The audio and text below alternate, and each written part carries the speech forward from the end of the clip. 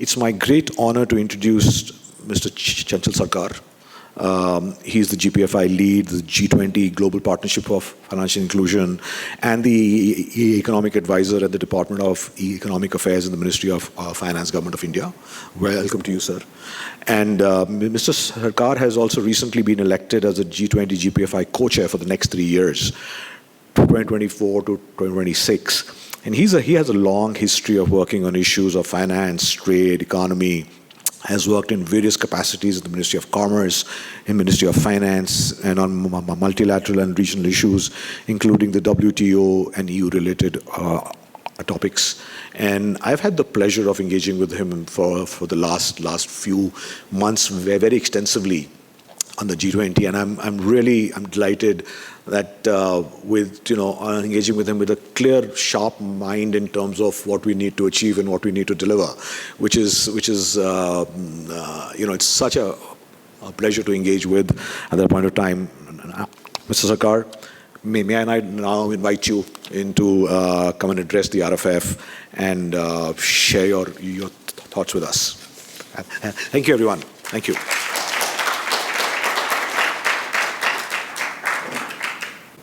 Good morning, and thank you, Mr. Pavan Bakshi, for your kind introduction. It's a pleasure for me to be here, and also a privilege. Thank you for giving me this opportunity to address this morning, this August gathering. I have been requested to speak on behalf of the GPFI, so I'll be very happy to speak on the GPFI, what is in G20, and also the perspective which on the question of responsible finance. I think no one can deny the importance of responsible finance. The way G20 leaders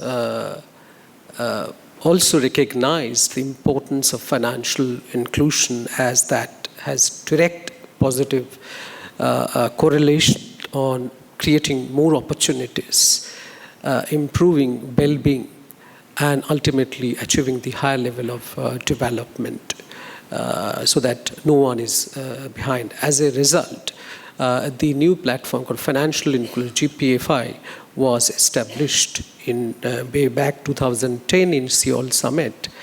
The GPFI is an inclusive platform for advancing financial inclusion within G20 and beyond G20. So this GPFI is basically a slightly different working group, which is not only work for the G20, but also for the non-G20 countries, because financial inclusion is too important an issue for the overall development of the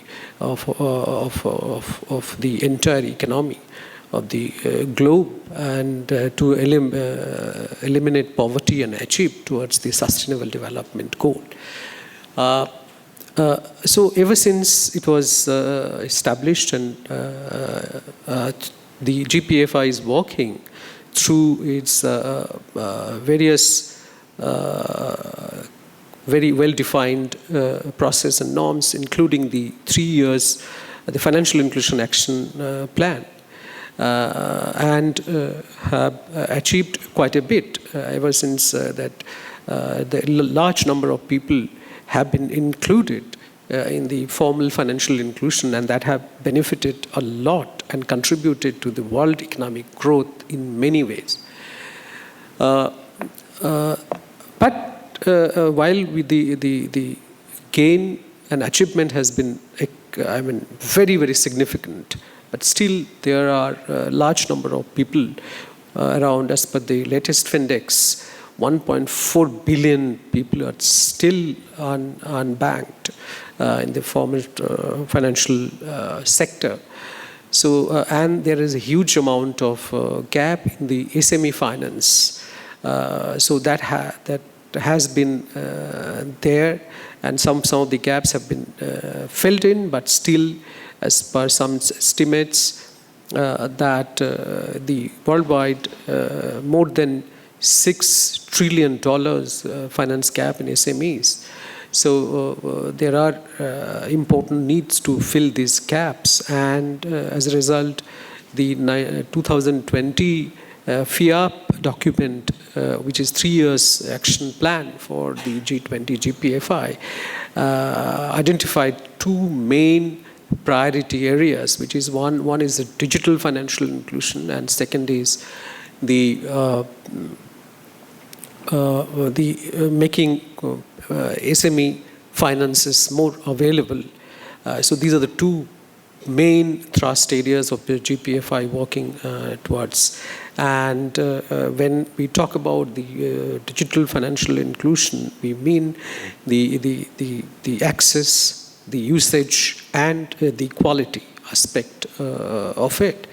And so therefore in this context, the usage and quality is already embedded in the definition, like the quality is in terms of consumer protection, consumer literacy, and other infrastructural, like for how many banks per 1,000 people, and all those kind of, and what are the time limit and usage, how quickly they can get the financial products and services in a secured and safe manner. So in keeping that in mind, the importance of financial responsible finance is important. And in GPFI, we also have worked on the remittances, remittance being the very important element of emerging countries' point of view, as well as from the source country also. So the remittance cost has been an area of discussion with a view to reduce it by 2030 more than, lower than 3% as per the SDGs goal. So the GPFI as a group is continuously working towards that direction and improving the national remittance plans every year and reporting systems. Then there have also been working on the various kind of SMEs, good practices and success stories and regulatory regimes by sharing these to various member countries and non-member G20 countries so that they can benefit. And on the high-level principles and on the digital financial inclusion, how to move ahead, that have also been discussed, and we are taking. In fact, even we are in the very final stage of adopting and agreeing the financial inclusion action plan, which is more action-oriented and would be able to accelerate financial inclusion in a manner which is required. So we are working and will be. And also my previous speakers have also pointed out the importance of DPI, digital public infrastructures, and how that can help not just the government or emerging countries, but also across the countries and members, not just the public sector, but the private sector, and how they can benefit productivities. Now, coming to the responsible and some finer aspects of it, like as I said, that we cannot deny the importance of responsible finance. Now, the issue is that what as a GPFI member, it's like if 1.4 billion people are outside of the formal financial sector. So the most important responsible thing would be to be able to connect and bring them in the formal financial sector. So if that has so that 1.4 billion, if we fail to do the include them, then we will fail to produce a responsible the first stage, necessary condition of the responsible system, responsible financial inclusion, responsible economic system, and responsible financial system. So therefore, first thing, we would need to ensure that we can include them, and also similarly, like SME sector are the major contributor in terms of producing employment, generating employment, and giving the businesses more than 50% employment across the globe, including advanced economies and emerging economies, and also the business. The bulk of the business are taking place. So therefore, we need to ensure that these finance gaps are met somehow, so that they continue to grow and contribute in terms of employment generation. That would be the key to achieve our sustainable development goal. So without these, now the issue is that these are issues and challenges. These are challenges are not very, very minuscule level of challenge, enormous amount of challenge to include such a huge number of people and also meet such huge finance gap. So challenges are massive. So therefore, we need to find out ways through which such massive challenges at scale can be resolved and addressed responsibly. So now, then what is it that we need? So we need to ensure that our collective efforts are such that we can ensure and develop and use such solutions at a scale. So I believe the digital way is one of the most important. We cannot afford to wait and not use the benefit of the new technologies while addressing the challenges, if any, there. So therefore, it would be inappropriate to not to use those innovative solutions and technologies that to be used in a manner which can solve these massive problems and challenges at scale. So across the world, there are instances where digital public infrastructures have been able to address many of these challenges. So now issue is that how well we can channelize such infrastructures in a manner that would help all these issues, because we understand some of these technologies can be built in a way that it's by design it can take the technology and the risks and ensure inclusivity and interoperability. So this kind of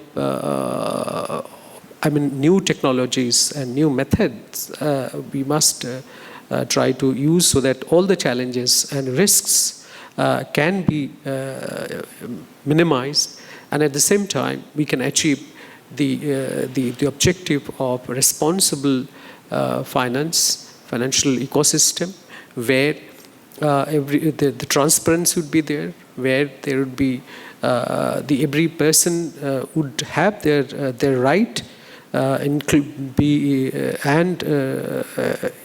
able to contribute in a manner that if they generate data, and they should get the ownership and be used with their own consent, and also create an environment not just by the consumer, but also the regulators and government authorities and private sectors, so that ensure that while regulatory aspects are taken care of, and at the same time private sectors are also encouraged to participate and innovate and try to contribute. So in this way, there has to be a very, very balanced approach where public authorities, public sectors, as well as the private sector will come together and create solutions And since the scale of the challenge is such that we need some solutions which are technology-driven and also human-centric. We cannot ignore the needs of the last miles, and we cannot ignore the various challenges that we will be facing. So as a GPFI, as a group in G20, we are hopeful that with these two broad priorities of digital financial inclusion and making finances more available to the SME sectors, we would continue to contribute for advancing effective financial inclusion and achieve and move towards the goal of reducing cost of remittances and also bridging the gap in the SME sector and move towards the sustainable development goal and ensure that no one is behind. So that has been the objective of GPFI, and that is also it's not just, again, I would like to indicate here that GPFI as a working group is very much mindful about the need for the responsible and effective financial inclusion, and that would ensure the well-being, finally, and advancement of financial inclusion in the G20 countries and beyond. I'm sure the discussions during next 1.5 day here would contribute and generate a lot of inputs and insights that would definitely help the GPFI as a group to guide its work towards advancing financial inclusion. May I stop here with the wish that I wish all this success and fruitful discussions, and I look forward to hear and see the outcome of this event. Thank you very much once again for giving these opportunities.